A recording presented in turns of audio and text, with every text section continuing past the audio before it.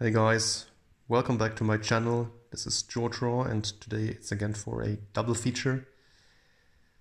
These two, as you may know, are two older pieces. They are approximately, let's say 19 to 17 years old.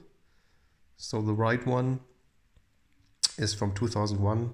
It was the kick-off promotional statue that was presented on and also sold on SDCC San Diego Comic-Con 2001 by Mattel, kicking off their 2000X line of Masters of the Universe figures.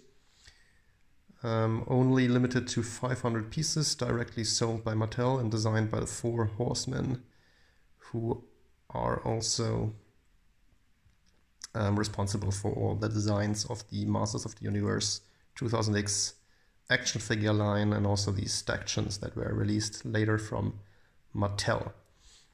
And the one here to the left is the He-Man statue that was released by Neca, I believe in 2003 or 4 maybe. So after the action figure line already ended, which fortunately only went on for approximately 2 years. And the left one is also designed by the Four Horsemen, and it's limited to 750 pieces.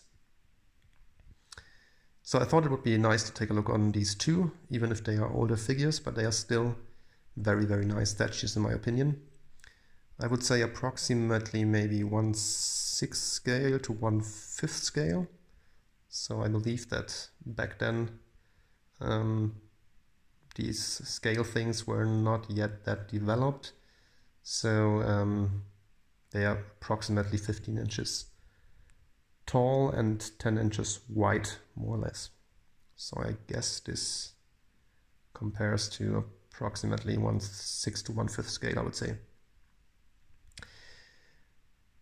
Well, the 2000X He-Man line was the reboot after the 80s line. In between there was the New Adventures He-Man, where He-Man and Skeletor were one of a sudden were placed into space, and all the villains and the good guys were basically other characters. I really hated this line back then because I loved my well-known old Masters of the Universe figures and cartoons and comics, and I couldn't really understand as a kid why they one of a sudden changed the design completely. So when I later, approximately 15 years later, found out that they are rebooting the line, and I only found that out maybe in 2005 or so, so when it was already finished, by watching the cartoon, which I found on the internet. I was super hooked again on the 2000X cartoon. Such a great story.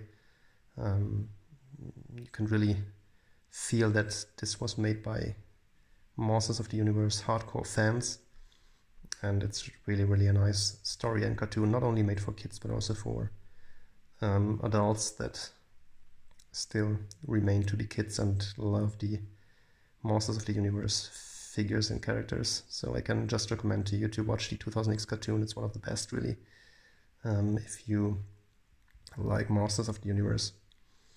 So anyway, then I started collecting the action figures and then the stactions and finally also the statues. And I was lucky back then to get copies of these two, especially the one here on the right, which is really a hard find.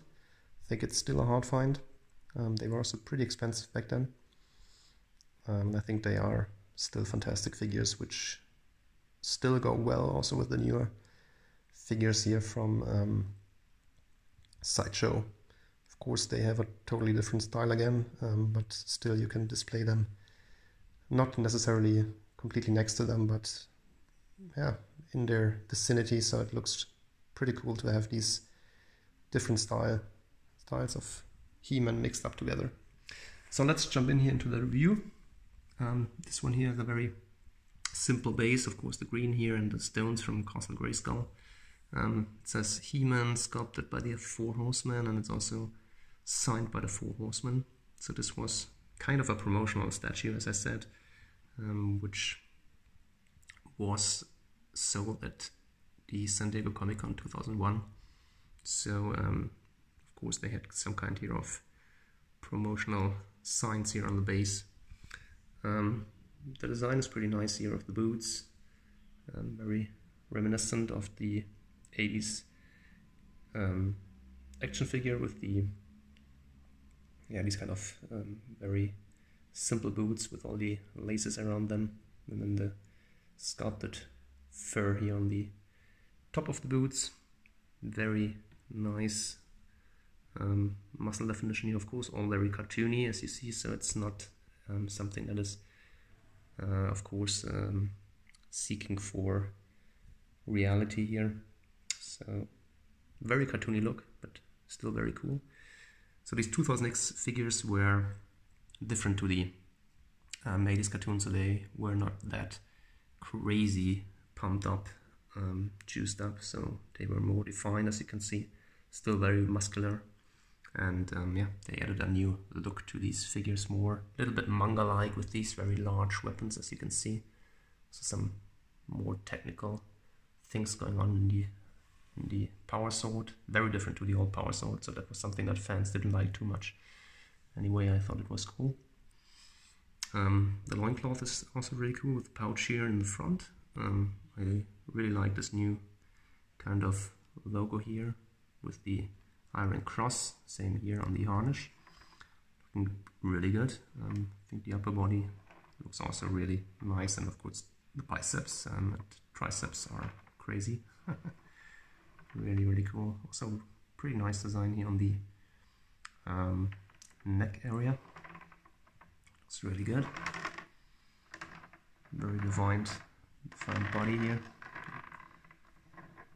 Also to the back, as I said, pretty cartoony. It's all sculpted, so it's really nice. And then you have this huge Power X, very technical things going on there as well. So people were a little bit skeptical here for the design of the He-Man when it was released. So it wasn't the best start for the line. Still, it was kind of successful, I believe, in the beginning, but then yeah, kids didn't really like this naked style of the figure, so later on they brought out a lot of different versions of He-Man, whatever, martial arts He-Man, Snake Hunter He-Man, and stuff like that, where he was kind of variant style looking, and sometimes had pants on, and also the body was somehow covered and whatever. So that killed the line in the end, because the hardcore fans didn't want to buy super many new alternative versions of He-Man and Skeletor, and they forgot to bring out more different figures. And then they piled up the stock in the shops because nobody wanted to buy these figures, and then this line ended pretty swiftly, and therefore we also didn't get any more episodes of the cartoon after the first and the second season, unfortunately.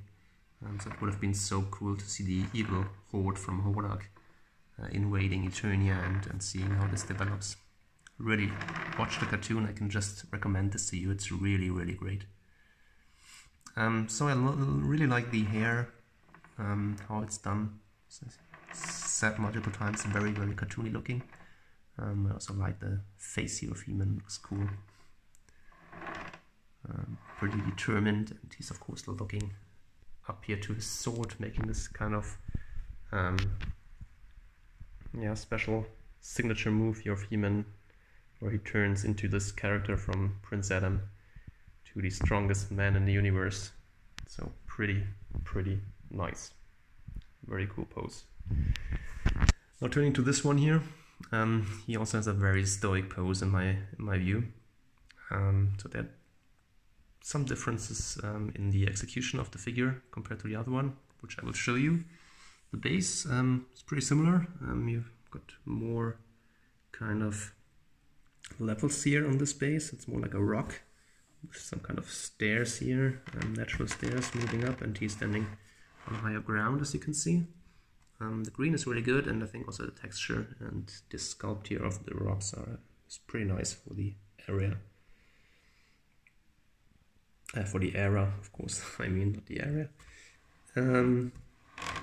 Yeah, so different colors here. It's more like gray and black here in the back and greenish up there. So yeah, a lot of these He-Man figures, of course, have these bases that remind you of Castle Grayskull. Also the one here from Sideshow picked up this theme. The Sideshow one has one of the best bases really that I know for a figure. It just fits so well to He-Man. The boots are really pretty similar, to be honest. It's almost the same. Also the kind of sculpted fur here on the boots. So just took that over here from the other figure, more or less. And then the paint, I don't know whether you can see that as well. The paint on this figure is completely different to the paint and yeah, the whole feeling of that one. It's very smooth. This one here is more a little bit textured and it has a different feel to it. It doesn't look bad, but I really like the color and feel of that one much more than this one here. Still it looks good. Nice definitions here as well of the muscles. I think the loincloth here is superb. It's of course very similar to the other one. It's the same character from the same line. This one also has this pouch here on the side. The colors are also pretty nice here. I like them a little bit more there. I also like that these dots here are a little bit wider. Here they are a little bit smaller. They have different sizes here, so that looks better in my opinion. Still it looks pretty good. Then here the hands look good with the veins. Power Sword is pretty similar to the other one. This one is movable. Check if I can show this to you. So in the 2000X cartoon, the sword moved when doing this kind of spell and move to change to He-Man, and you can do that here. This one is fixed, so you cannot move it. Also cool gimmick here of the other figure. What I forgot is also this one here you can basically move at the waist, so it got the same more or less action figure effect here from the 80s, so you can move it on the waist. Doesn't look very good, of course, because then you have this kind of yeah, areas here that you see. Doesn't really fit so well, but anyway, you can move it. The X is pretty similar. Looking good how it's placed here on the back. I think the whole pose of this one here is pretty heroic and pretty stoic, as I said, pretty cool. Really like it. Problem is you do not see really his face when he is on the same level as you, so you have to put him a little bit more up because the hair goes down a lot and you can't see this nice face here down below. Yeah, very cartoony looking, but pretty cool in my view. Upper body looks good. Definitions could be a little bit better here, shading could be better, but it's not bad. Nice muscle definitions here. Nice power sword, so overall also very cool looking figure here from the statue line here of Neca. I think they made 5 different statues if I am correct. So there was Skeletor. I already made a video review of him, one of my first video reviews here on the channel. I think even my first. You can find it if you browse through my videos.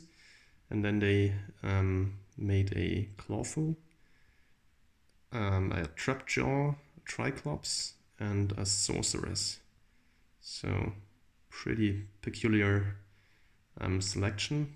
I mean, Trapjaw is of course one of the main villains.